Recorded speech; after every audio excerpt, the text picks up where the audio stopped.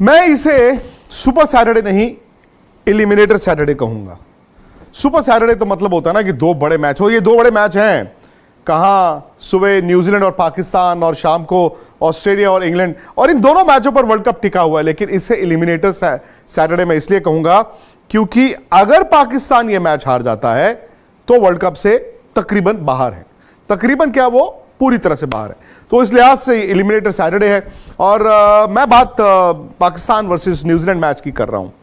New Zealand की दिक्कत यह है कि वो डिप किए, और जब आप डिप करते हैं तो फिर आपका मोमेंटम भी खो जाता है, आपका रिदम भी खो जाता है, और फिर सवाल आपके जहन में बढ़ जाते हैं, यार ये कैसे होगा, वो कैसे होगा।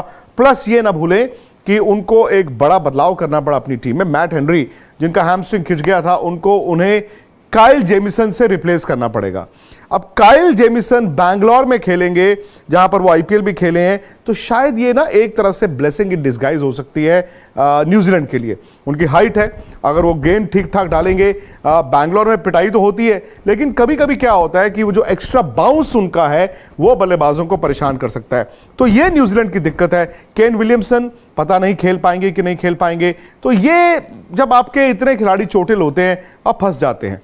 प्लस जैसे मैंने कहा, जब आप हारना शुरू करते हैं, भले ही अपने से बड़ी टीमों से हारते हैं, तो भाई आपके सवाल बढ़ जाते हैं। दूसरी तरफ है पाकिस्तान।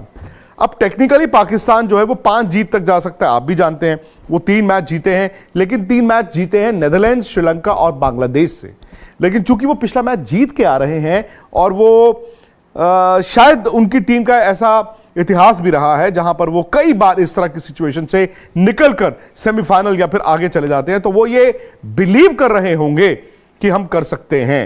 अगर वो न्यूजीलैंड को हराएं, जो मुमकिन है, उसके बाद उनको आखिरी मैच में इंग्लैंड को हराना होगा, जो फिर से मुमकिन है। अच्छा, पाकिस्तान की दिक्कत यह भी है कि उनका बैटिंग ऑर्डर नहीं चल रहा था।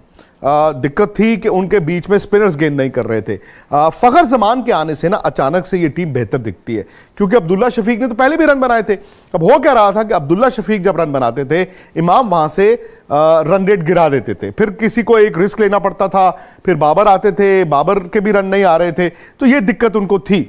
फखर जमान ने एक पारी जो कोलकाता में खेली, वो एक तो देखिए बड़े प्लेयर तो थे ही, लेकिन यह भी हकीकत है कि पिछले कई मैच ऐसे थे जहां पर उनके रन्स नहीं आ रहे थे। सो मच सो कि लोगों ने यह भी कहा कि यार फखर को खिलाते क्यों। भाई नए ओपनर तो अब्दुल्ला शफीक आए ना, फखर और इमाम ही तो ओपन करते थे, तो इन दोनों के रन नहीं आ रहे थे, फखर के खास तौर से। बट वो जो इनिंग उन्होंने खेली, आई थिंक वो पाकिस्तान की एक तो भाई बल्लेबाजी के लिहाज से, और एक मुझे लगता है उनके ड्रेसिंग रूम के लिहाज से, बिकॉज ये तो समझेंगे ना कि यार आपको थोड़ा अग्रेसिव क्रिकेट खेलनी है। प्लस वहां पर रेन फोरकास्ट है, लेकिन लोकल्स जो हैं वो ये बताते हैं कि बरसात अगर होगी भी तो शाम को होगी।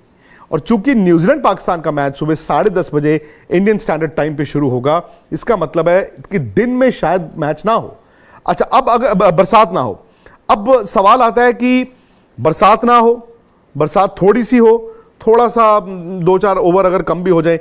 एक होता है कि जी बरसात इतनी हुई कि जी ओवर्स घटने शुरू हुए, 30 over, 25 over, 20 over. I think वहां पर पाकिस्तान थोड़ी सी हो, थोड़ा सा 2-4 ओवर अगर कम भी हो जाए।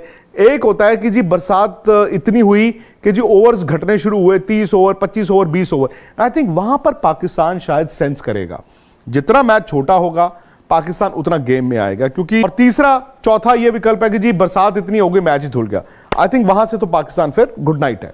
उसके बाद पाकिस्तान जो है वो मतलब फॉर ऑल प्रैक्टिकल पर्पसेस बाहर हो जाएगा। तो ये तो बाबर के लिए शायद वर्ल्ड कप खत्म नहीं हुआ।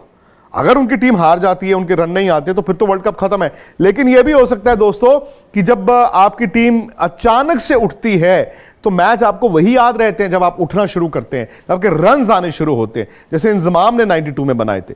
तो बाबर के लिए भी मौका है। एक तो यह कि जब इस वर्ल्ड कप में वो आए, जिस रेपुटेशन के साथ आए, भाई वो रेपुटेशन के साथ उन्होंने जस्टिस नहीं किया है। देखिए दुनिया 3-3, 2-2, 100 बना के बैठी हुई है, और बाबर ने स्ट्रगल किया है। उनके 350 जरूर हैं, पर वो उस तरह से नहीं आए। Can he deliver? गेंदबाजी की बात करें, उनको मोहम्मद वसीम नाम का अच्छा फास्ट बॉलर मिला है जो स्किडी है। आकिब जावेद की याद, जब वकार और वसीम बॉल डालते थे, उनके साथ आकिब जावेद डालते थे। आकिब भी विकेट लेते थे, क्यों? क्योंकि वो स्किडी बॉलर थे, वो टप्पे पे डालते थे। और मोहम्मद वसीम जूनियर ने वो टेम्परामेंट दिखाया है। तो ये मुझे लगता है कि पाकिस्तान के लिए दो चीजें हैं। एक ये कि बाबर आजम की कप्तानी, बाबर आजम की कप्तान वाली बैटिंग, और दूसरा, अगर उनके गेंदबाज नई गेंद के साथ विकेटें ले सकते हैं तो पाकिस्तान गेम में आएगा।